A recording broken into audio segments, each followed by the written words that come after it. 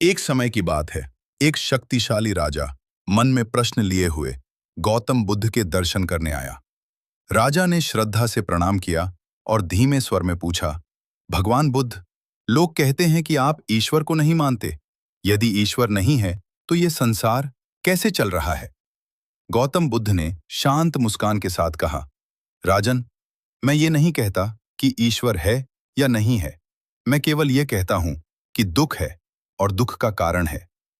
राजा कुछ क्षण मौन रहा, फिर बोला, लेकिन यदि ईश्वर नहीं है तो न्याय कौन करता है? अच्छे और बुरे कर्मों का फल कौन देता है?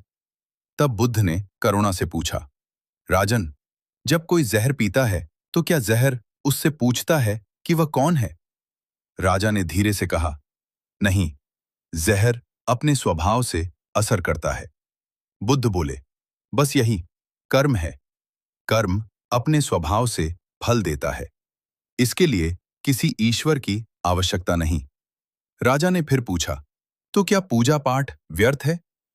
बुद्ध ने अत्यंत करुणा से कहा, यदि पूजा तुम्हें करुणामय बनाती है, लोभ और क्रोध से मुक्त करती है, तो वह अच्छी है। लेकिन यदि पूजा के बाद भी तुम दूसरों को दुख देते हो, तो वह पूजा नहीं, केवल आडंबर है। राजा गहरे मौन में चला गया। तब बुद्ध ने अंतिम वाक्य कहा, मैं तुम्हें ईश्वर में विश्वास नहीं सिखाता, मैं तुम्हें स्वयं में जागना सिखाता हूं। दिया बनो, अंधकार को कोसो मत।